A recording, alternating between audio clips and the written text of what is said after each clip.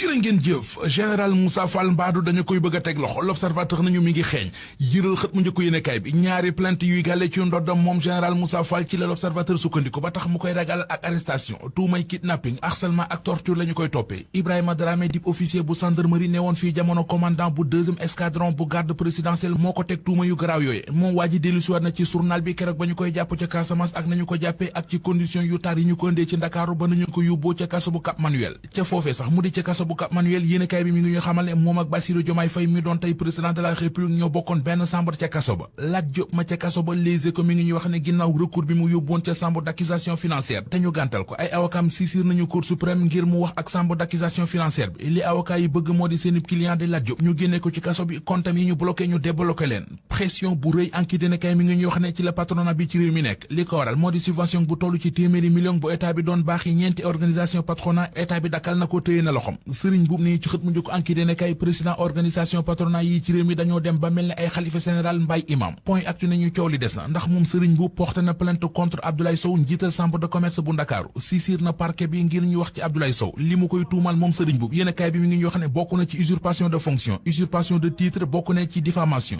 point actu di ñu xamal ne moom sëriñ buub jàpp na ne kii di Abdoulaye Sow ak ni muy doxalee dafay gàkkal dérob union des chambres de commerce yi ci réew mi quotidien xëyee xalaat bi Amadou Sène ñang am ci jële gi ñu jële Barthélémy Dias ca bopp mairie bu Ndakaaru nee na préfet bu Dakar li ko yoon may la def le mandat nañu waaye kii di maître Moussa Diop bi ñu ko invité démb ci RFM ci émission bii di grand jury ba muy wax ba yegg ci mbiri Barthélémy Dias ñaawlu na fa instrumentalisation gi mu jàpp ne dafa am ci administration bu Sénégal tir bi nañu teg na ci moom maître Moussa Diop di wax ne lettre bi ñu sukkandiku ba rajee Barthélémy Dias ci assemblée nationale xañ ko tooguk député am lettre boobee amul benn valeur juridique bu ñu mën a sukkandiku ba tax ñuy jële Barthélémy Dias ci assemblée